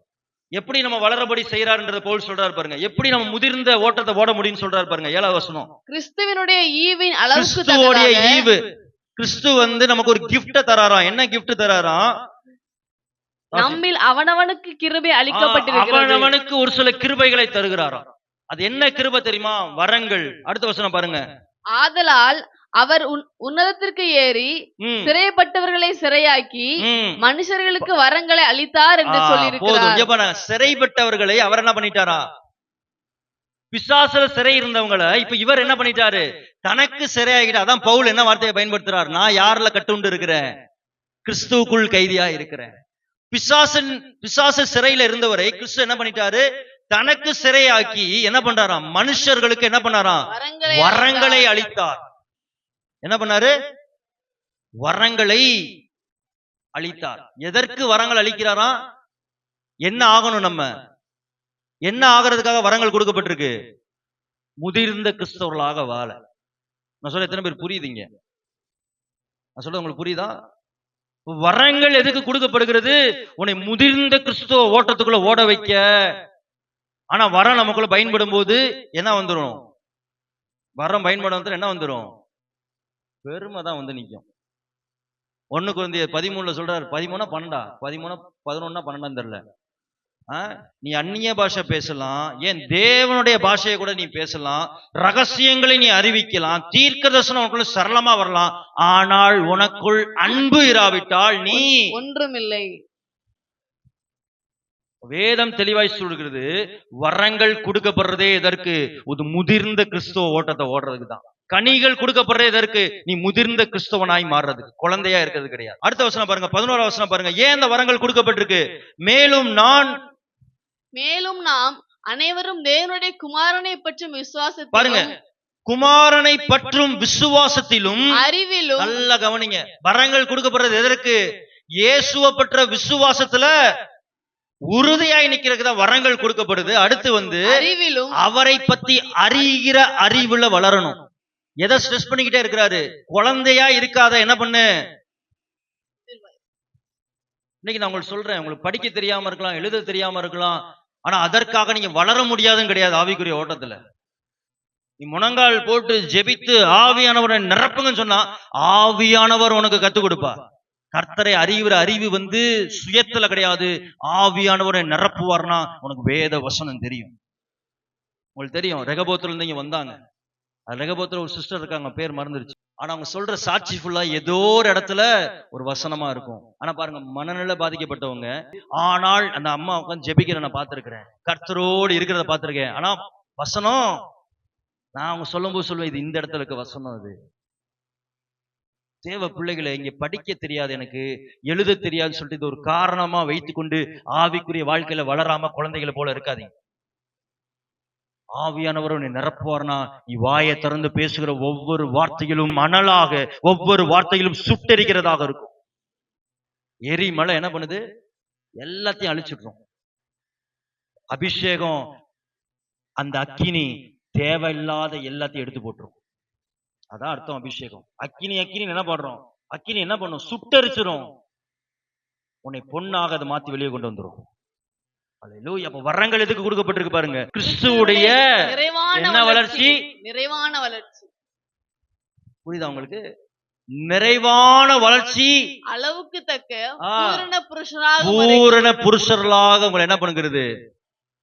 மாத்துறது. நம்ம பூரண புருஷர்களாக வளரல அப்படின்னா ஆவியானவர் என்ன பண்ணுவார்? துக்கப்பட்டு கொண்டு. ஹல்லேலூயா. அடுத்த வசனம் பாருங்க. இது பண்ணி பரிசுத்தவான்கள் சீர்பொருந்தும் பொருட்டு சுவிசேஷ ஊழியத்தின் வேலைக்காக கிறிஸ்துவின் சரீரமாகிய சபையை பக்தி அடைவதற்கு. வரங்கள் எல்லாம் கொடுக்கப்படுறது யாருக்கு தெரியுமா? சுவிசேஷ வேலைக்காக. என்ன முதிர்ச்சி எப்பதான் கிடைக்கும்? எப்ப நீ கர்த்தருக்காக ஓட ஆரம்பிக்கிறியோ அப்பதான் முதிர்ச்சி. அதான் இங்க சொல்லுது, பரிசுத்தவான்கள் சீர்பொருந்தும் பொருட்டு சுவிசேஷ வேலைக்காக. எந்த வேலைக்காக தான் அவனை சீர்படுத்துகிறார்? முதிர்ச்சி அடைய வைக்கிறார். முதிர்ச்சி ஆரம்பிச்சுட்டா ஊழியம் அதோடைய முக்கியத்துவம் தெரியும். சபை மக்களை நான் பாராட்டுகிறேன். VBS நாட்கள்ல 20 வாலண்டியர்ஸ் வந்து ஹெல்ப் பண்ணீங்க. நல்ல கரங்களை தட்டி ஆண்டவருக்கு நன்றி செலுத்துவோம். ஒரு நாள் விட்டு நாள் 20 பேர் வந்து ஹெல்ப் பண்ணிருக்கீங்க. அப்படிதான் இருக்கணும் சபை. இன்னும் அநேகர் இருக்கிறீங்க, கர்த்தருக்காக ஓடுங்க. அதான் முதிர்ச்சி உள்ள கிறிஸ்துவ ஓட்டம். அதான் முதிர்ச்சி உள்ள கிறிஸ்துவ ஓட்டம். எதற்கு? சபையை பக்தி விருத்தி அடைய வைக்க. இதெல்லாம் பண்றது எதுக்கு தெரியுமா? சபை பக்தி விருத்தியில வளரணும், அநேகருக்கு வெளிச்சமாய் இருக்கணும். நீங்க ஒரு முதிர்ச்சி உள்ள கிறிஸ்துவ ஓட்டத்தை வாழுவோம். ஹல்லேலூயா. நீங்க ஆவியானவர்ட்ட கேளுங்க, ஆண்டவரே ஆவியானவர் ஒரு முதிர்ச்சி உள்ள ஓட்டம் எனக்குள்ள உண்டாகட்டும். ஆமென். கடைசியாக 4வது வாழ்க்கை முறை, நமக்கு வேண்டிய 4வது வாழ்க்கை முறை, ஆவியானவர் துக்கப்படாம இருக்கிறதுக்கு பழைய மனிதனை களைத்து புதிய சிருஷ்டிப்பை தரித்துக் கொள்ளுதல். பழைய மனிதனை களைத்து புதிய சிருஷ்டிப்பை என்ன பண்றது? தரித்துக் கொள்ளுதல். வாசிங்க 22வது வசனம். அதிலேயே அந்தபடி முந்தின நடக்கைக்குரிய மோசமோக்கும் இச்சைகளாலே கெட்டு போகிற பழைய மனுஷனை நீங்கள் களைந்து போட்டு உங்கள் உள்ளத்திலே புதிதாக ஆவி உள்ளவர்களாகி மெய்யான நீதியிலும் பரிசுத்தத்திலும் தேவனுடைய சாயலாக சிருஷ்டிக்கப்பட்ட பாருங்க, தேவனுடைய சாயலாக சிருஷ்டிக்கப்பட்ட புதிய மனுஷனை தரித்துக் கொள்ளுங்கள். அடுத்து பவுல் சொல்கிறார், ஆவியானவர் எப்ப துக்கப்பட மாட்டார் அப்படின்னா, உன்னை மோசம் போக்குற பழைய மனுஷன் என்ன பண்ணிடு. அந்த பழைய மனுஷன் என்ன பண்ணான்? ரட்சிப்புக்கு முன்னாடி உன்னை மோசம் போக்கிட்டான், நித்திய நரகத்துக்கு நேராய் உனக்கு ஆத்மாவை கொண்டு போய் கொண்டிருந்தான். ஆமாவா இல்லையா? நம்ம ரட்சிக்க பிறகு முன்னாடி நம்முடைய வாழ்க்கை எப்படி இருந்துச்சு? நம்ம எப்படி இருந்தோம்? நம்மளே அழிச்சு கொண்டிருந்தோம். வேதத்தை எடுத்து ஆராயும் போது எனக்கு ஆவியானவர் கத்துக்கொண்ட ஒரு வெளிப்பாடு என்ன தெரியுமா? இன்னைக்கு நம்மளை மோசம் போக்குறது வெளியே இருக்க பாவம் கிடையாது, வெளியே இருக்க பிசாசு கிடையாது. நம்ம சொல்றோமே, எனக்கு சுத்தி கெட்ட நண்பர்கள், அவன் எனக்கு அதை கத்துக் கொடுத்தான், அவன் கிடையாது. நம்ம சீரழிகிற மேஜர் காரணம் யார் தெரியுமா? நான் தான். என்ன நினைச்சுக்கிட்டு இருக்கிறோம்? பாவம் பிசாசு கொண்டு வரான், பிசாசு பண்ணிட்டான், பிசாசு பண்ணிட்டான், பிசாசு பண்ணிட்டான். அவங்க அப்படி பண்ணிட்டாங்க, அவங்க அப்படி பண்ணிட்டாங்க, இவன் எனக்கு அதை சொல்லி கொடுத்தான், இவன் அப்படி பண்ணான். ஆனா மோசம் போக்குறது பெரிய மனுஷன் யாரு தெரியுமா? ஏன் வாழ்க்கையை கெடுக்கிறதே யாருதான்? நான் தான். எனக்குள்ள இருக்கிற பழைய மனுஷன் தான் என்னை அழித்து கொண்டிருக்கிறான். ஏன்னா எனக்குள்ள பழைய மனுஷன் எந்த சுவாபத்துல பிறந்தவன்? பாவத்தால் கர்ப்பம் தரிக்கப்பட்டவன். அதான் வசனம் சொல்லுது, தாய் என்னை கருவில எப்படி கர்ப்பம் தரித்தா? பாவத்திலே கர்ப்பம் தரித்துட்டான். அப்ப இன்னைக்கு நம்ம வளர்ச்சியை கெடுக்கிறது யாரு? தைரியமா சொல்லுங்க. நீ மத்தவங்களை சொல்ல, உங்களை பத்தி தான் பேசுறீங்க. மத்தவங்களை சொல்றதுக்கு நம்ம யோசிக்கலாம். இன்னைக்கு அதுவே கஷ்டம் இல்ல நமக்கு. நான் தான் பிரச்சனை சொல்றதே கஷ்டம் இல்ல. அதை புரிஞ்சுட்டாலே வீட்டுல பிரச்சனை இருக்காது. பிரச்சனை நான் தான்றதை புரிஞ்சுக்கிட்டாலே என்ன இருக்காது? அதான பிரச்சனை. எங்க வாழ்க்கைய கெட்டு போக பண்ணுகிற பழைய மனுஷன சட்டையை கழட்டுறது போல என்ன பண்ணு? கலட்டி வச்சிட்டு அடுத்த வசனம் என்ன சொல்றா பாருங்களேன். உன் மனநிலை எப்படிப்பட்ட மனநிலையா மாறட்டும்? உங்கள் உள்ளத்தில் புதிதான ஆவி உள்ளவர்களாகி. யார் இந்த புதிதான ஆவி? கேட்கும் போது எத்தனை பேர் தாகம் இருக்கு? இருந்துச்சுன்னா கிடைச்சிருச்சு. பெரிய கம்பு சுத்துற வேலை எல்லாம் கிடையாது. விசுவாசித்தால் தேவனின் மகிமை. விசுவாசம் உலகத்தை ஜெயிக்கும். கடுகளுக்கு விசுவாசம் மலைகளை. என்ன உட்கார்ந்த இடத்துல இருந்து, ஆண்டவரே இதை நான் விசுவாசிக்கிறேன், இந்த பழைய மனத்தனை கலட்டி எறிகிறேன்னா இப்பயே பழைய மனுஷன் கலட்டி போறான். உங்க உள்ள என்ன ஆகணுமா? வசனம் சொல்லுது, புதிதாக வேண்டும். நல்லா தெரிஞ்சுக்கோங்க, பரிசுத்த ஓட்டத்துக்கு முக்கியமானது எது தெரியுமா? உள்ளம் புதிதாகணும். அடிக்ஷன்ல இருந்து வெளியே வர்றதுக்கு முக்கியமானது என்ன தேவை தெரியுமா? குடியோ, விபச்சாரமோ, திருட்டோ, எதுவோ, எந்த அடிக்ஷன்ல இருந்து வெளியே வர்றதுக்கு முக்கியமானது என்ன தெரியுமா? உள்ளம் புதிதாயிச்சா? If your mind is renewed, ஈஸியா வெளியே வந்துடலாம். உங்க மனசு புதிதாயிருச்சுன்னா ஈஸியா வெளியே வந்துடலாம். ஆனா அந்த புதிதாக்குறது எதுதான் புதிதாக்கும்? பரிசுத்த ஆவியானவரே உன்னை புதிதாக்கும். நீ கேளுங்க, ஆண்டவரே என் உள்ளம் புதுசா மாறட்டும் அப்பா. உள்ளம் புதுசா மாறினாதான் பழைய மனுஷனை கலட்ட முடியும். ஒரு பையன் நம்ம சர்ச்சுக்கு வந்தான், ஒரு சின்ன இட பிரச்சனை, சண்டேல மண்டையை உடைச்சிட்டாங்க. யாரு? பைபிளை தூக்குறாம்மா. சின்ன இட பிரச்சனை, சண்டேல அவன் மண்டையை உடைச்சிட்டாங்க. அப்ப அவன் எங்க வரல? ரட்சிக்கப்படல. அவன் யோசித்து பாருங்களேன், என்ன சாட்சியை நம்ம காட்டுறோம்? சர்ச்சுக்கு போய் என்ன சாட்சியை காட்டுறோம்? நம்ம ஒரு சின்ன இட பிரச்சனை பேசி முடிக்கலாம். ஏன்னா நியாயத்தை ஏத்துக்க முடியாதுல்ல, அதான நம்மளுக்கு இருக்க பிரச்சனையே. 4 பேரை வச்சு உட்காந்து பேசினா யார் மேல தப்புன்னு தெரிஞ்சிடும்? நம்ம மேல தப்புன்னு தெரிஞ்சிடும்ல. நம்ம மேல தப்பு இல்லைன்னா சந்தோஷம், ஆனா நம்ம மேல தப்புன்னா ஏத்துக்கிற மனப்பான்மை இருக்கா? இந்த மனப்பான்மை வந்துருச்சுன்னா அவங்க உள்ள புதிதாக மாறிடுச்சு. பழைய மனுஷனை கலட்டி வைங்க. சில பேர் சொல்லுவாங்க, நான் மட்டும் ரட்சிக்கப்படலைன்னா இன்னைக்கு நேரம் இவன் முன்னாடி நின்று அப்படி சொல்லிட்டாலே என்ன அர்த்தம் தெரியுமா? இன்னும் யாருதான் உள்ள இருக்கிறா? சில நேரம் எனக்கு கோவம் வரும். சில நேரத்துக்கு நான் கோவம் வந்ததுக்கப்புறம் ஆண்டவரை கேட்பேன், ஆண்டவரே இன்னும் இவன் இருக்கா? நான் உள்ள நான் உட்காந்து ஜெபிச்சிருக்கிறேன், இவன் இல்லைன்னு நினைச்சேன்னா வைஃப்லாம் சொல்லி நான் கவலைப்பட்டிருக்கேன். சில நேரத்துக்கு இவன் எத்தனையோ வருஷத்துக்கு போயிட்டான்னு நினைச்சேனே, இன்னும் இருக்கிறானே உள்ள. இதுல இருந்து வெளியே வரங்க என்ன பண்ணுங்க? ஹெல்ப் பண்ணுங்க. நான் வெக்கப்படவே இல்லை சொல்ல. நிற்கிறேன்னு சொல்கிறவன், நம்ம நிக்கிறேன்னு சொல்லி நாங்கள பாவம் இல்ல பாவம் இல்லைன்னு சொல்லி வச்சுக்கோங்களேன், நம்ம எங்கதான் கிடப்போம்? கீழே. பழைய மனுஷன் வெளியே வந்துடணுங்க. அப்பதான் ஆவியானவர் சந்தோஷப்பட முடியும். அந்த பழைய மனுஷன் உன்னை என்ன பண்ணுவான்? மோசம் போக்குவான். பழைய மனுஷன் என்ன பண்ணுவான்? உன்னை மோசம் போக்குவான். இங்க பாவின்னு சொல்றதுக்காக ஆண்டவர் யாரும் இங்க வர சொல்லல. ஆண்டவர் உங்களை பரிசுத்தவானாய் வைத்திருக்கிறார். நமக்குள் பாவம் வேணாம் தான் ஆண்டவர் சொல்றார்.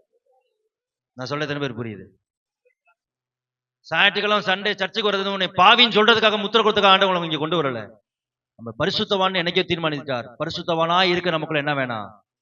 பாவம் வேணாம் தான் ஆவியான நமக்குள்ள பேசி கொண்டிருக்கிறார். அல்லேலூயா. பரிசுத்தவான் சொல்லுங்க, நான் நீதிமான், எனக்குள்ள பழைய மனுஷன் வேண்டாம். அல்லேலூயா. மெய்யான நீதி எனக்குள்ள இருக்கட்டும். என்ன நீதி? சத்தியம். என்ன சத்தியம்? கர்த்தர் போதித்த சத்தியம், நீதி உள்ள வாழ்க்கை. அடுத்து பரிசுத்தத்திலும் தேவனுடைய சாயல். பாருங்க, இந்த புது சிருஷ்டிப்பு யாருடைய சாயலா? தேவனுடைய சாயலாக சிருஷ்டிக்கப்பட்ட புதிய மனுஷனை தரித்துக் கொள்ளும். ஞானஸ்தானம் எந்திரிச்சு வெளியே வரும்போது எந்த மனுஷனை தரித்திருக்கிறோம் நம்ம? இந்த புதிய மனுஷன் யாருடைய சாயலுக்கு ஒப்பானவன்? ஆதியிலே தேவன் சொல்ற பாருங்க, வாங்க நம்மை போல நம்முடைய ரூபத்துல நம்முடைய சுவாபத்துல ஒருத்தனை சிருஷ்டிப்போம்னு சொன்னாரு. பாத்தீங்களா?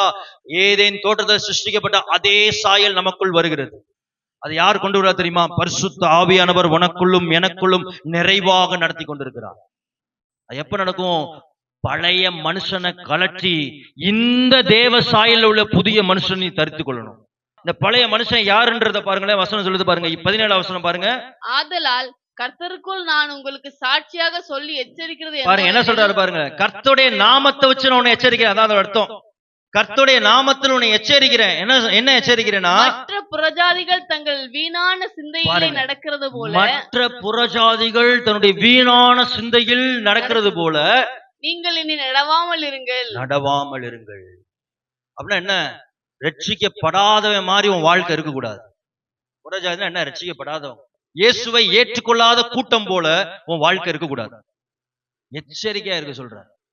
இன்னைக்கு கவனமா இருங்க, தயவு செய்து கவனமா இருங்க. விளையாட்டு காரியம் கிடையாது, வேண்டாம். அந்த பழைய மனுஷனை கலற்றிடுங்க. கர்த்தர் நம்ம கிருபை செய்வார். யார மாதிரி இருக்காதீங்க. மற்ற புறஜாதிகள் தங்களை வீணான, எப்படிப்பட்ட சிந்தையில நடந்துகிட்டு இருக்கிறான்? வீணான சிந்தையை வச்சு. அவனுக்குள்ள இருக்கிறது என்ன சிந்தை? வேஸ்ட்லெஸ் தாட், வொர்த்லெஸ் தாட். அந்த சிந்தையால ஒரு பலனும் கிடையாது. அதனால அவன் நடந்துட்டு இருக்கிறான். ரட்சிக்கப்பட்ட நீ என்ன பண்ணாத? வீணான சிந்தையால என்ன பண்ணாத, நடத்தப்படாத. அடுத்த வசனம் பாருங்க. இந்த புறஜாதி எப்படி இருக்காங்க பாருங்க. அவர்கள் புத்தி எப்படிப்பட்ட புத்தியா இருக்கு? அந்தகாரப்பட்ட புத்தி. ஃபுல்லா எப்படிதான் இருக்கு? இருளான புத்தி. கசப்பான செடியில இனிப்பு எதிர்பார்க்க முடியுமா? அப்ப வாழ்க்கை எப்படிப்பட்ட வாழ்க்கை? இருளான வாழ்க்கை. அப்ப அவன் முழுசா என்னதான் வெளிப்படுத்துவான்? பரிசுத்த வெளிப்படுத்த, பாவத்தை வெளிப்படுத்துவானா? பாவத்தை மட்டும் தான் வெளிப்படுத்துவான். தங்கள் இருதய கடினத்தாலே தங்கள் இருக்கும் அறியாமையினாலே தேவனுடைய ஜீவனுக்கு அந்நியராயிருந்து. அடுத்து என்ன சொல்றாரு பாருங்க. இவன் ஏன் வீணாய் நடக்கிறான்? ஏன் இவன் புத்தி அந்தகாரமா இருக்கு அப்படின்னா, அவன் இருதயம் எப்படிப்பட்ட இருதயமா இருக்கான்? கடின இருதயம் அவனை எதை அறியாம பண்ண வச்சிருது? தேவனுடைய ஜீவனுக்கு அந்நியராயிருந்து. இயேசு கொடுக்கிற அந்த சுவிசேஷ வாழ்க்கை, ஜீவ வாழ்க்கைய, இயேசுவ தெய்வமா அவனால ஏன் ஏற்றுக்கொள்ள முடியலன்னா, அவனுடைய இருதய கடினமும், அந்த இருதய கடினம் எதை வெளிப்படுத்துது? அறியாமை வெளிப்படுத்துது. நீங்க அப்படியே வச்சுக்கோங்க. பைபிள் அழகா சொல்லுது பாருங்க. ஒரு மனுஷன் ஏன் பாவம் செய்யறான்? பாவத்தை ரூட் என்ன? இருதய கடினம். அது எதை வெளிப்படுத்துது? அறியாமையை வெளிப்படுத்துது. அந்த அறியாமை வைத்து இது பாவம்னு தெரியாமலே அந்த பாவத்தை விரயமாய் நடத்தி கொண்டிருக்கிறான். இன்னைக்கு நீங்கள் ரட்சிக்கப்பட்டிருக்கலாம், ஆனா உனக்குள் ஒரு இருதய கடினம் இருக்குமானால் உனக்கு அது எதுக்கு நேராக உனக்கு கொண்டு போகும்? அறியாமைக்கு நேராக கொண்டு போகும். இது பாவன்ற அறியாமை உனக்குள்ள இருக்காது. அந்த அறியாமை இல்லாதனாலதான் ரட்சிக்கப்பட்ட கிறிஸ்தவர்கள் எதை வெளிப்படுத்திக்கிட்டே இருக்கிறாங்க? பழைய சுவாபம் உள்ள மனுஷனை வெளிப்படுத்திட்டு இருக்காங்க. நான் அதான் உங்களுக்கு ஒரு டேர்ம் வச்சிருக்கேன், மாடர்ன் டே பாரசீஸ். என்னது? நவீன கால பரிசேயர்கள். யாரு தெரியுமா? ரட்சிக்கப்பட்ட கிறிஸ்தவர்கள். ரட்சிக்கப்பட்ட கிறிஸ்தவர்களும் பழைய வாழ்க்கையில வாழ்றாங்க. அவங்களை என்னன்னு வச்சிருக்கேன் தெரியுமா? நவீன கால பரிசேயர்கள் என்னை பொறுத்தளவு. ஏன்னா பரிசேயனம் என்னதான் பண்றான்? இதேதான் பண்ணான். இயேசு உலகத்தை படைத்த தேவன் முன்னாடி வந்து நிக்கிறாரு. அவனுடைய இருதய கடினம் எதை கொண்டு வந்துருச்சு? அறியாமையை கொண்டு வந்துருச்சு. இவர் தான் மேசியான்னு பார்க்கவே முடியல அவன் கண்ணால. நான் சொல்றது புரியுதா இல்லையா? புரியுதா இல்லையா நான் சொல்றது? அவன் எதை பத்தி பேசிட்டு இருந்தான்? நான் எத்தனை தடவை ஃபாஸ்டிங் இருக்கிறேன், எவ்வளவு காசு கொடுக்கிறேன், அங்கி எவ்வளவு சுத்தமா இருக்கு. இன்னைக்கு நம்முடைய கிறிஸ்தவ ஓட்டம் அப்படிதான் இருக்கு சில நேரத்துக்கு.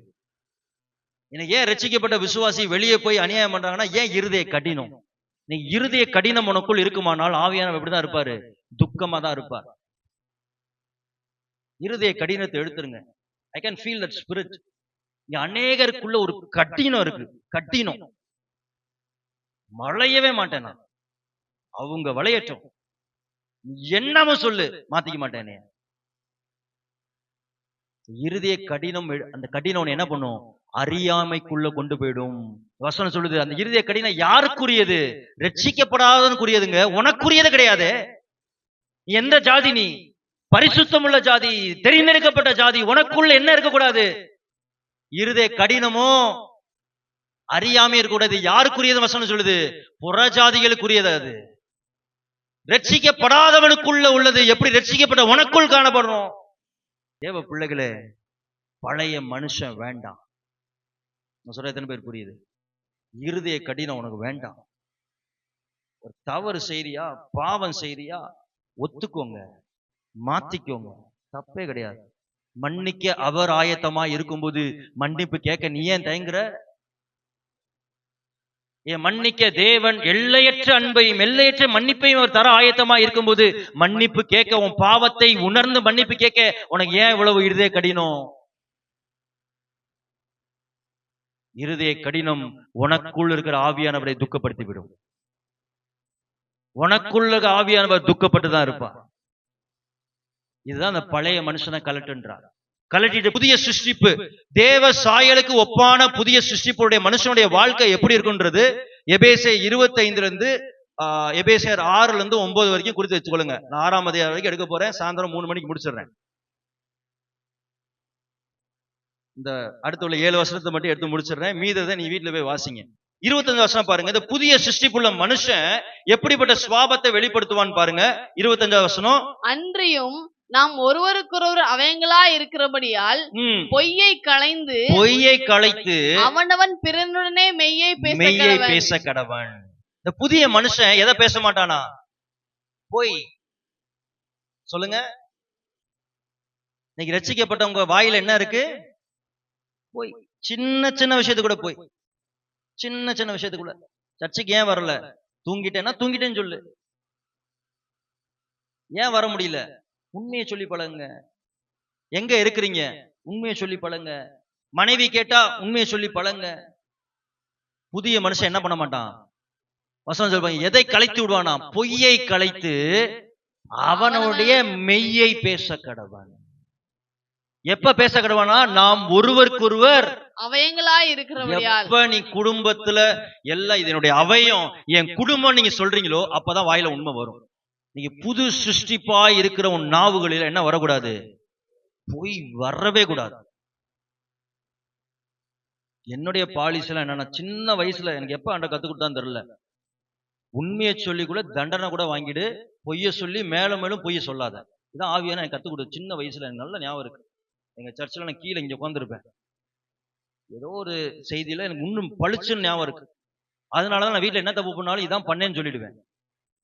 அது என் சின்ன வயசுல இருந்த பழக்கம் இருக்கு. எனக்கு ஆண்டவர் என்ன கத்து கொடுத்தாருன்னா, நீ ஒரு பொய்யே கர்த்தருக்கு பிரியமில்லாதது, அந்த பொய்யை மறைக்க இன்னொரு பொய். ஏன்னா உண்மை எப்படி இருந்தாலும் வெளியே வந்துடும், உண்மையை மறைக்கவே முடியாது. அப்ப ஒரு பொய் சொல்ற இடத்துல அந்த உண்மையை மறைக்க 10 பொய் சொல்லி இன்னும் கர்த்தருக்கு முன்னாடி ஒரு பாவியா இருக்கிறத காட்டிலும் ஒரு பொய்யை சொல்லி அந்த 2 செகண்ட் தண்டனை வாங்கிட்டு போயிடலாம். இதுதான் எனக்கு கத்து கொடுத்தது. இன்னைக்கு புதிய சிருஷ்டிப்பு வாயில என்ன இருக்கணும்? உண்மை இருக்கணும். சொல்லுங்க பார்க்கலாம். பொய்யை களைத்து போடுங்க.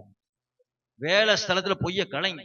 சபைக்குள் பொய் வேணாம், குடும்பத்துக்குள் பொய் வேணாம், கணவன் மனைவிக்குள்ள பொய் வேணாம், பிள்ளைகளுக்குள்ள பொய் வேணாம்.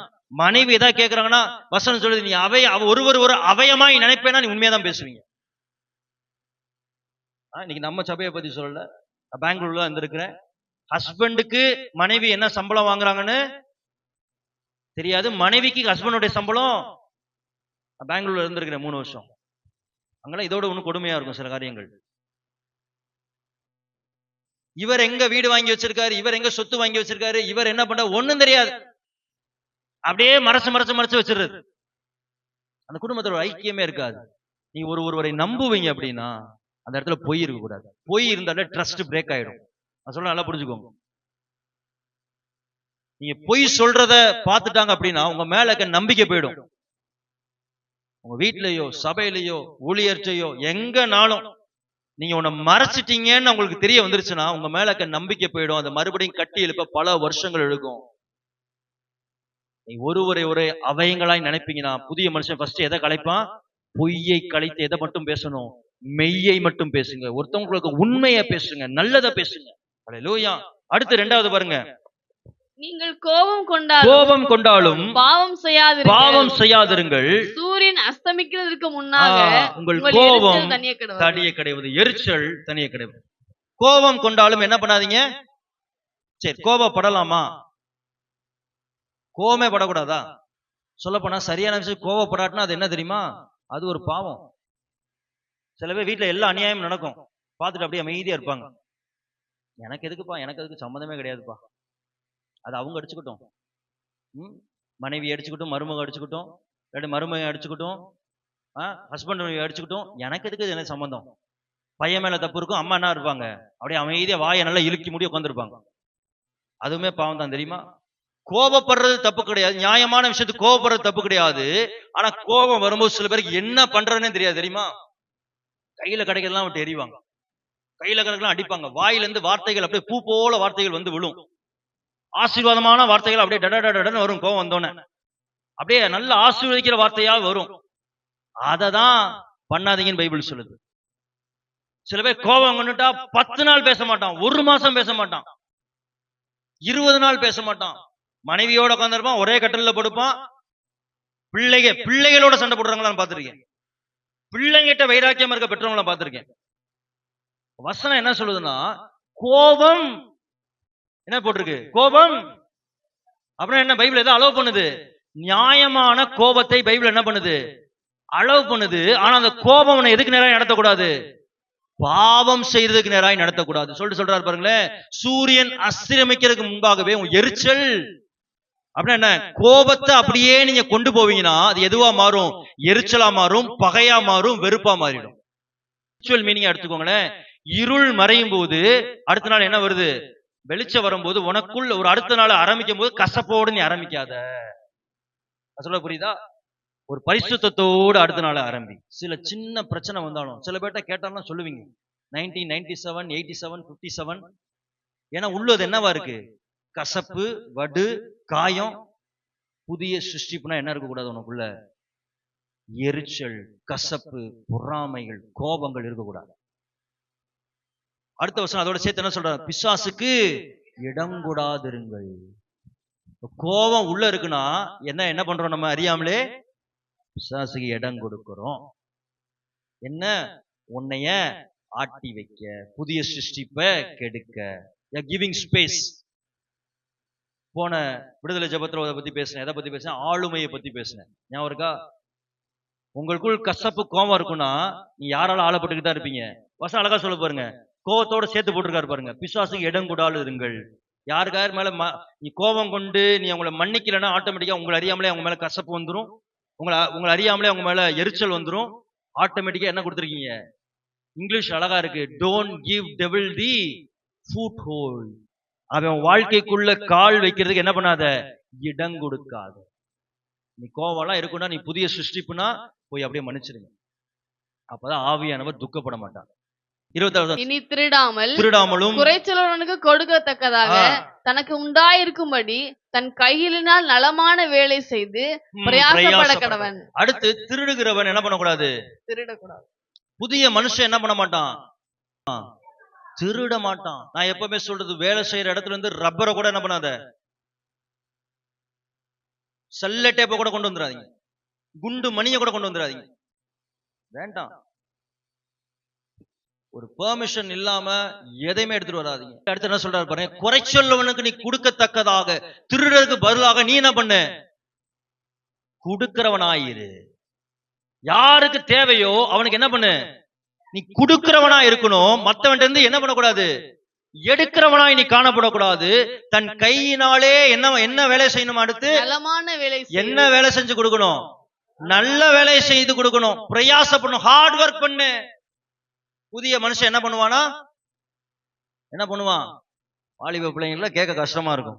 ஹார்ட் ஒர்க்கா? அப்படின்னா இன்னைக்கு இருக்க ஜெனரேஷனுக்கு ஈஸி மணி. வேலைக்கு போக மாட்டேன், உழைக்க மாட்டேன், வேர்வை சிந்த மாட்டேன், காசு மட்டும் என்ன வந்துடணும்? சூப்பரா வந்துடணும், டக்கு டக்குன்னு வந்துடணும். வசனம் சொல்லுது பாருங்க, உலகம் எப்படி மாறிட்டு போகுது. வசனம் புதிய சிருஷ்டிப்பு என்ன பண்ணுவானா?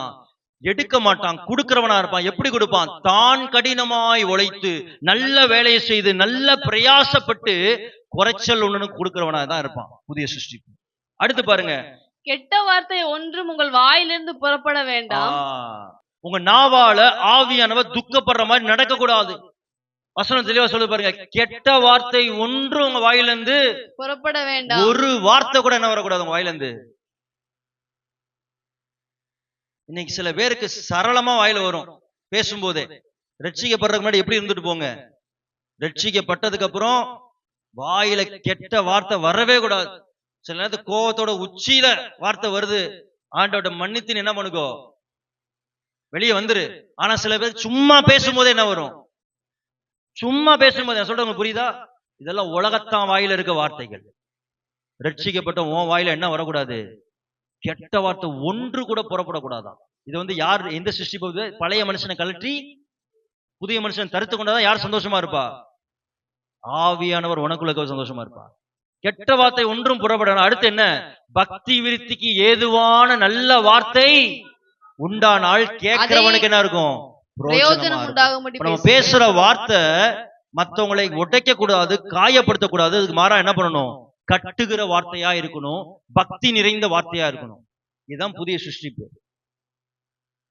வீட்டுல போய் ஏதாவது டாபிக் பேசுறீங்கன்னா அந்த டாபிக் என்ன டாபிக்கா இருக்கணும்? பக்தி விருத்தியை உண்டு பண்ற டாபிக்கா இருக்கணும். அவன் வீட்டுல என்ன நடந்துச்சு, இவன் வீட்டுல என்ன நடந்துச்சு தெரியுமா, அவங்க குடும்பத்துல தெரியுமா, பல மணி நேரம் உட்காந்து பேசுறது. தேவை உள்ள காரியங்கள் தான் என்ன பண்ணணும் வாழ்க்கையில. வார்த்தை சொல்ற வார்த்தையா இருந்தாலும் கேட்கிற வார்த்தையா இருந்தாலும் எப்படிப்பட்ட வார்த்தையா இருக்கணும்? பக்தி விருத்தி உண்டு பண்ணுகிற வார்த்தையா இருக்கணும். இதான் புதிய சிருஷ்டிப்பு. அடுத்து பாருங்க 30ஆம் வசனம், அன்றியும் நீங்கள் மீட்கப்படும் நாளுக்கென்று முத்திரையாக பெற்ற தேவனுடைய ஆவியானவரே என்ன பண்ணாதீங்க, துக்கப்படுத்தாதிருங்க. புரியுதா? எவ்வளவு சொல்றாரு பாருங்க. இதெல்லாம் பண்றதுனால ஆவியானவர் என்ன பண்ணுவாராம்? துக்கம் படுவார். நம்மளை கஷ்டப்பட்டு மீட்கப்படும் நாளுக்கென்று மீட்டு வைத்திருக்கிறார். நம்ம உள்ளன்ட்டு எல்லா அசுத்தையும் பண்ணுவோம்னா ஆவியான நமக்குள் சந்தோஷமா இருக்க முடியாது. அடுத்து சொல்றாரு பாருங்க 31, சகல விதமான கசப்பு. அடுத்து கவனிங்க, புதிய மனுஷனுக்குள்ள என்ன இருக்க கூடாது? கசப்பு. சகல விதமான கசப்பு. என்ன ஃபார்மட்ல இருந்தாலும் உனக்குள்ள என்ன இருக்க கூடாது? கசப்பு, பிட்டர்னஸ். ஒருத்தவங்களை குறித்து ஒரு கசப்பு இருக்கும் பாத்தீங்களா? குடும்ப உறவினர்கள், கசப்பு என்ன பண்ணக்கூடாது? இருக்கக்கூடாது. அடுத்து கோபம், சொல்லிட்டேன் ஆல்ரெடி. மூர்க்கம். இது என்ன மூர்க்கம்? Uncontrolled anger. யாராலையும் கண்ட்ரோல் பண்ண முடியாத ஒரு ஆங்கர். அடுத்து கூக்குரலும். கூக்குரல் என்னன்னா பார்க்க சாதுவா இருப்பாங்க, சண்டைன்னு ஒண்ணு வந்துருச்சுன்னு வச்சுக்கோங்களேன், முடிஞ்சிருச்சு. வாய தரப்பாங்க பாருங்க. புதிய மனுஷனுக்குள்ள என்னெல்லாம் இருக்க கூடாது? நீங்க அதெல்லாம் கலட்டி வச்சுட்டு போயிடுங்க. எத்தனை பேர் கலட்டி வைக்க விரும்புறீங்க? கலட்டி வச்சீங்கன்னா யார் சந்தோஷமா இருப்பா? யாருக்குள்ள ஆவியானவர்? உங்களுக்குள்ள, எனக்குள்ள இருக்க ஆவியான சந்தோஷமா இருப்பா. யாருக்கெல்லாம் கலட்டி வைக்க விரும்புகிறீங்க? கூக்குரலை கலட்டி வைக்கணும். தூஷணம், அடுத்து துர்குணம், டிஸ்ஹானஸ்ட் ஸ்பீச். என்னது? மத்தவங்களை பத்தி குறைவாய் பேசுகிறது. நிறைய நடக்குது. அதுதான் நம்மளுக்கு இந்த ஒரு சில வார்த்தைகள் சரியாய் டிரான்ஸ்லேஷன் பண்ணல. மருமகளை பத்தி தப்பா சொல்றது, மாமியாரை பத்தி பின்னாடி பேசுறது, பிள்ளைகளை பத்தி பேசுறது, வேலை செய்யற இடத்துல பத்தி பேசுறது, சர்ச்சுக்குள்ள இருக்கவங்களை பத்தி பேசுறது, வெளியே வைத்து பேசுறது, வீட்டு பக்கத்துல இருக்கவங்களை பத்தி துர்குணம், ஸ்லாண்டர். இதெல்லாம் யாருடைய சுவாபம்? பழைய மனுஷனுடைய சுவாபம். புதிய மனுஷன் என்ன பண்ண மாட்டான். அதான் சொல்ல, இதெல்லாம் உங்களை விட்டு நீங்க கடவுது போனா யார் சந்தோஷமா இருப்பா? யார் சந்தோஷமா இருப்பா? சொல்றாரு. இப்ப என்ன சுவாபம் உனக்குள்ள வரட்டும். அடுத்த வசனம் சொல்றாரு பாருங்களேன். ஒருவரை கேட்கும் போது எவ்வளவு அழகா இருக்கு பாருங்களேன். ஒருவருக்கு ஒருவர் தயவாயும் மன உருக்கமாயிருந்து. வீட்டுக்குள்ள, சபைக்குள்ள, வேலை செய்யற இடத்துல என்ன பண்ணு? தயை பாராட்டு. அவங்களுக்கு என்ன பண்ணு? மன உருக்கம், இரக்கம் உங்க மேல உண்டாகட்டும். கிறிஸ்துவுக்குள் தேவன் உங்களை மன்னித்தது போல நீங்கள் ஒருவரை ஒருவர் மன்னியுங்கள். இந்த மன்னிக்கிற சுவாபம் தான் யாருடைய சுவாபம்? புதிய மனுஷனுடைய அடையாளம். நீ புதிய மனுஷனை தரித்திருக்கிறீங்களா என்பதை நான் சொன்ன அந்த குணத்தை வைத்து நீங்க புரிந்து கொள்ளலாம். பழைய மனுஷனை கலட்டிட்டு புதிய மனுஷன் தயவு, இரக்கம், அன்பு, மன்னிக்கிற குணம், ஒருவரை ஒருவர் கிறிஸ்து நமக்கு மன்னித்தது போல மன்னிக்கிற குணமா இருப்போம்னா நமக்குள்ள இருக்கிற பரிசுத்த ஆவியானவர் சந்தோஷமா இருப்பா. சொல்ல எத்தனை பேர் புரியுது? பழைய மனுஷனை கலட்டணும்னு சொல்றாங்க யாரு? நான் விருப்பப்படுறேன்ப்பா, என்னை கலட்டிடுங்க, புதிய மனுஷனை தரித்தீங்கன்னு சொல்றேங்க. எத்தனை பேர் கேட்கறீங்க? கர்த்தர் ஆசீர்வதிப்பா. உன்னை ஒண்ணு சொல்லி நான் முடிச்சிடுறேன். ஒரு நாள் ஒரு காலேஜ் பிள்ளைங்கள் எல்லாம் டூர் கூட்டு போனாங்க. என்னன்னா ஒரு பெரிய இண்டஸ்ட்ரிக்கு கூட்டிட்டு போனாங்க. ஸோ அந்த இண்டஸ்ட்ரியில என்ன இண்டஸ்ட்ரி அப்படின்னா பெரிய பெரிய ஸ்டீல்ஸ் இருக்கும். பெரிய பெரிய ஸ்டீல்ஸா இருக்கும், தகடுகளா இருக்கும். இதை வந்து எப்படி வெட்டுவாங்க அப்படின்னா ஒரு ஷார்ப்பான ஃபயரை வச்சுதான் வெட்டுவாங்க. ஒரு பென் மாதிரி இருக்கும், அது நல்லா ஷார்ப்பா வந்து படும். அந்த அந்த அந்த ஹீட்ல அது அப்படியே வந்து அவ்வளவு பெரிய தகடு, 8 இன்ச் தகடு வந்து அப்படியே என்ன ஆயிடும், அழகா வந்து வெட்டிடும். ஸோ இந்த வெட்டுறதை வந்து என்ன பண்ணுவாங்க அப்படின்னா ஒரு ஷேப் வச்சு மேல இருந்து ஒரு ஆப்ரேட்டர் என்ன பண்ணுவார் அப்படின்னா இந்த ப்ளூ பிரிண்ட் படி அப்படியே வந்து என்ன பண்ணுவார், தகடை வந்து என்ன பண்ணுவாரு, அப்படியே வெட்டிக்கிட்டே வருவார். அப்ப வெட்டும் போது என்ன நினைச்சு அப்படின்னா டக்குன்னு வந்து தகடு வந்து அந்த தகடு வெட்டாம வந்து அந்த வெளியே இருந்து அந்த வெப்பம் வருது, ஆனா தகடு வெட்டல. பயங்கரமா அந்த வெப்பம் வருது, ஆனா தகடு வெட்டல. அப்ப நிப்பாட்டி வந்து அவர் என்ன பண்ணார் அப்படின்னா ஒரு ஒரு அதுக்குரிய ஏதோ ஒரு கெமிக்கல் போட்டுட்டு மறுபடியும் என்ன பண்ணார், வெட்டினார். அழகா அது வெட்டிருச்சு. அப்ப அந்த வந்த ஒரு பையன் கேட்கிறான், இவ்வளவு நேரம் அது வெட்டுச்சு, எதனால அது வெட்டல அப்படின்றப்ப அவர் சொன்ன பதில் ரொம்ப ஆச்சரியமா இருந்துச்சு. அவர் சொன்னாராம், ஒரு சின்ன துரு பிடிச்ச படலம் அது மேல வந்துட்டாலே என்ன பண்ணாதான், வெளியே இருந்து அந்த வெப்பம் வருமா, ஆனா என்ன பண்ணாதான், தகடை என்ன பண்ணாதான், வெட்டாதான். ஒரு சின்ன துரு பிடிச்ச படலம். சோ அது அந்த கெமிக்கல் போட்டு தான் அவங்க எடுப்பாங்களா, சின்னது இருந்தா கூட அது வெட்டாதான். அப்ப இந்த பையன் வந்து ஒரு நல்ல ஒரு ஆவிக்குரிய பையன். அப்பதான் அவனுக்கு புரிஞ்சுச்சான், கிறிஸ்தவ ஓட்டமும் இப்படிப்பட்ட ஓட்டம் தான். மேல இருந்து கர்த்தர் ஆவியானவரை கொண்டு நம்மளை என்ன பண்ணிட்டு இருக்கார், டிசைன் பண்ணி கொண்டிருக்கிறார். எதுக்கு? நம்மளை முழுமையாய் பரிசுத்தமா மாத்த நம்ம என்ன பண்ணிட்டு இருக்கிறார், டிசைன் பண்ணி கொண்டிருக்கிறார். ஆனா நமக்குள்ள இருக்கிற ஒரு சின்ன பாவம் வந்து யார டிசைன் பண்றது தடுத்துருது, ஆவியானவர் நம்மளை பரிசுத்தப்படுத்துற என்ன பண்ணிருது, தடுத்துருதுன்னு அவன் எனக்கு புரிஞ்சுக்கிட்டான். தேவ பிள்ளைகளே, அதே மாதிரிதான் நமக்குள் இருக்கிற ஒரு சின்ன குறை, நமக்குள் இருக்கிற சின்ன பாவம், ஆவியானவர் உன்னை பரிபூர்ணமும் அடைய வைக்க, பரிபூர்ண வளர்ச்சி அடைய வைக்க, ஒரு ஒரு முழுமையான ஒரு கிறிஸ்தவனாய் மாத்துறதுக்கு அது எது தடையாயிடும்? ஒரு சின்ன பாவம் தடையாயிடும். அந்த சின்ன பாவம் பெரிதாய் பெரிதாய் பெரிதாய் ஆகி உனக்குள்ள இருக்க ஆவியானவர் துக்கப்படுத்த ஆரம்பிச்சிடும். நீங்க ஒப்பு கொடுங்க. ஒரு சின்ன காரியமா இருந்தாலும் அதை நீங்க வாழ்க்கையில விட்டு அகற்றுங்க. பழைய மனுஷனை கலட்டிட்டு புதிய மனுஷனை தரித்துக் கொள்வோம். நமக்குள்ள இருக்கிற ஆவியானவர் அவர் துக்கப்படாமல் அவர் நமக்குள் எப்பொழுதும் ஒரு சந்தோஷமா இருப்பார். ஹல்லேலூயா, ஹல்லேலூயா. எத்தனை பேர் இந்த வார்த்தைக்கு ஒப்பு கொடுக்குறீங்க? ஆவியானவரே, உம்மை நான் துக்கப்படுத்திட்டேன்ப்பா. இன்னைக்கு நான் அதெல்லாம் பழைய மனுஷனை கலட்டுறேன், பழைய சுவாபத்தை கலட்டுறேன். இன்னைக்கு என்னை பரிசுத்தப்படுத்துங்க. இன்னைக்கு எனக்குள்ள இருக்க நீங்க ஹாப்பியா இருக்க எனக்கு வைத்திருக்க எனக்கு உதவி செய்யுங்கப்பா சொல்லுங்க. எத்தனை பேர் எழுமில்லுங்க? உங்களுக்காக நான் ஜெபிக்கிறேன். சர்வ வல்லவரே